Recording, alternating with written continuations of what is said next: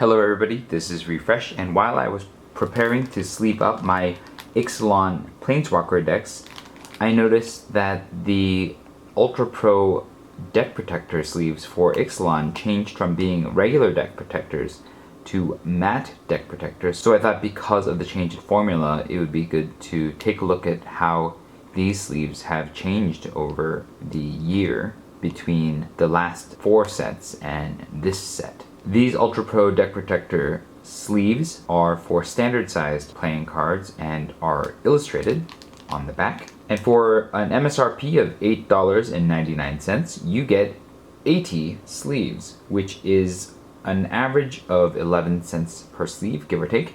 And that is a pretty hefty price for sleeves, but you are paying a bit for the licensed illustration card artwork. So whether or not that price is going to be worth it to you is based on how much you like this artwork and the quality of the sleeve that you get in addition to that. Let's go ahead and take a look at what's inside.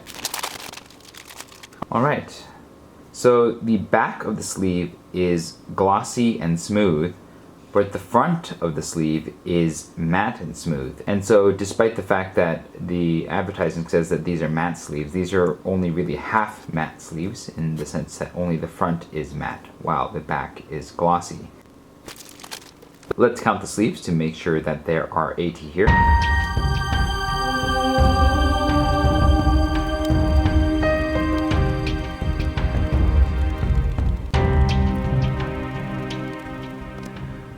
That is 80 sleeves. The sleeves kind of stick to each other, and so sometimes it's possible that you'll pull 2 when you pull 1, but that is 80 sleeves confirmed. Now to check the thickness of these sleeves, 80 sleeves comes in at 1.8 centimeters, which is about 125 microns per sleeve, or 112.5 microns per face, which is just a little thicker than your average sleeve. Now to measure the dimensions, these sleeves are 66 millimeters wide by 91 millimeters tall. Now let's see how the card fits. I have one Magic the Gathering card here, and I'm going to put it inside and see how it fits.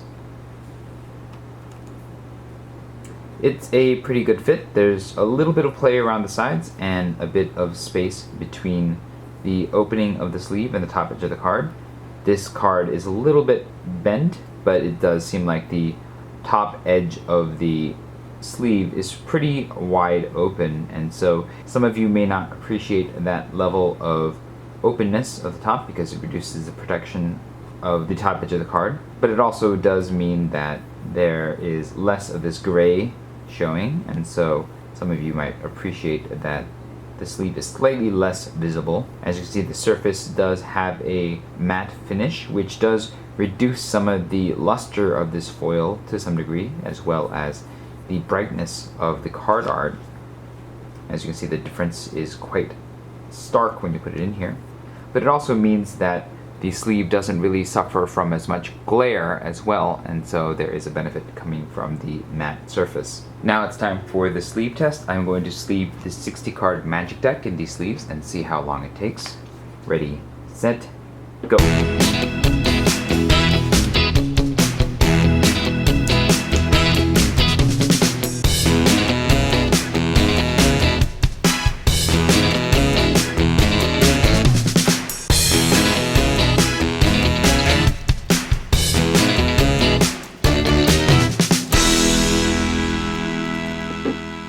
Okay, it took 2 minutes and 56 seconds to sleeve these 60 cards, and that's a moderate speed of 2.93 seconds per card sleeved.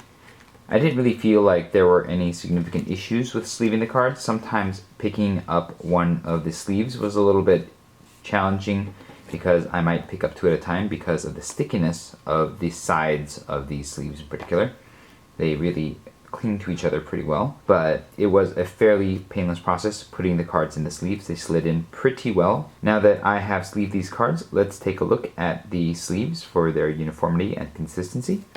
The heights of the sleeves are all quite uniform, as are the widths, and so I do appreciate that amount of consistency out of the package. One thing that I did notice, and it's noticeable on the very first sleeve that I took a look at, is that some of these sleeves came with a bit of warping on the surface of the fronts of the cards. It doesn't really affect the back, so it's not going to mark any cards, but it does mean that some of these cards are going to look just a little bit uglier in the sleeve because you're going to notice that warping on the surface of the front of the card sleeve. That is definitely not desirable, and it is a ding against these sleeves in terms of their aesthetics. And I do think that it affects the functionality of the sleeve as well, making the sleeve look a little bit more open at the top than some of these other sleeves, which are not as warped. You're going to have a little bit of variance in terms of the quality of the fronts of these matte sleeves in each pack. One particularly interesting thing about these sleeves that I don't remember if I mentioned in the overview of the previous edition of these illustrated sleeves from Ultra Pro is that these sleeves don't actually have the hologram on them. And that might be a boon to some of you who really were distracted by the hologram, even when it was semi-translucent. So these are hologramless Ultra Pro sleeves in a change of pace for the company. Now that I've sleeved these cards, I'm going to shuffle this 60 card deck 100 times and see how long it takes. Ready, set, go.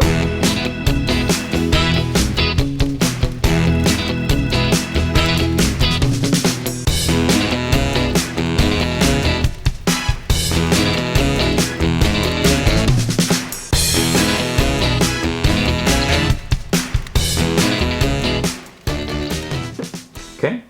It took 2 minutes and 52 seconds to shuffle this sleeve deck 100 times. And that's a fairly average speed of 1.2 seconds per shuffle. I felt like there are two different things going on with the shuffle feel of this deck. There is the initial entry when you are mashing the cards together. And like a lot of these illustrated sleeves, there is a little bit of bounce sometimes when you are putting half of the deck into the other, because there is a little bit of thickness to the edges of the sleeves, and so sometimes they just don't fit in very well, especially when if you're trying to shuffle a little bit more quickly. But once you manage to get past that first barrier, it's actually pretty smooth sliding the sleeves into each other, and I think that's because of the matte surface on the front. And so there's one thing that makes these sleeves relatively slow, but the other sleeve counters that by being faster in a less typical way. I do think that these are not going to blow away your feels in terms of how they handle, but they are not the worst. The corners are a little bit pokey, so when you are handling these sleeves, you're going to definitely feel it on whatever part of your hand that braces the corners.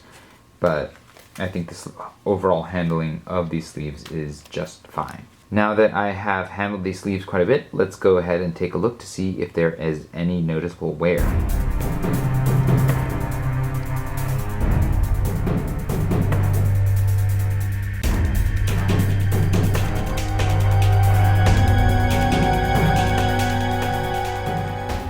Okay, there aren't any split sleeves or bent corners or noticeable surface wear on the surface of these sleeves, so I do think that in those categories, these sleeves are going to be pretty average. But I do think that there is one noticeable point of wear that I have to mention, and is that the bottom corners seem to be taking a little bit of noticeable wear, in that the color of the corner seems to be chipping just a little bit. And I think that means like a lot of these illustrated sleeves, over time as you handle them, they're going to either peel or start to get worn out at these corners in particular, and then that might eventually make its way across the surface of the sleeve. So that is a common flaw with a lot of these Ultra Pro illustrated sleeves, and I think that's going to also be true here for these particular sleeves. Next we have the shake test. I have stacked these sleeve cards into a deck, and I'm going to shake the table that they're on for a couple seconds to see if the deck holds together. Ready, set, go.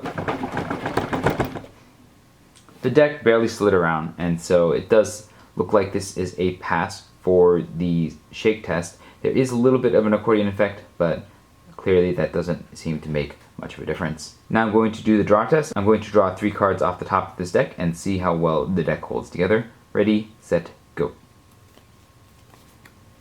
No problem. I think the matte surface really does a good job of making sure that the sleeves don't cling to each other as you draw cards off the top of the deck, and so that does make these sleeves excellent for draw feel. I think that these sleeves are expensive at 11 cents per sleeve, and what you are really paying for that 11 cents is the licensed artwork. And pretty much if you are interested in licensed artwork sleeves from Magic the Gathering in particular, Ultra Pro is kind of your only choice. And so when you're buying sleeves from whatever set and you want some rad artwork from that set to grace your sleeves, like in this case my Jace sleeves for my Jace deck, so that's really going to determine whether or not these sleeves are right for you. Is this artwork the artwork that you want for your cards?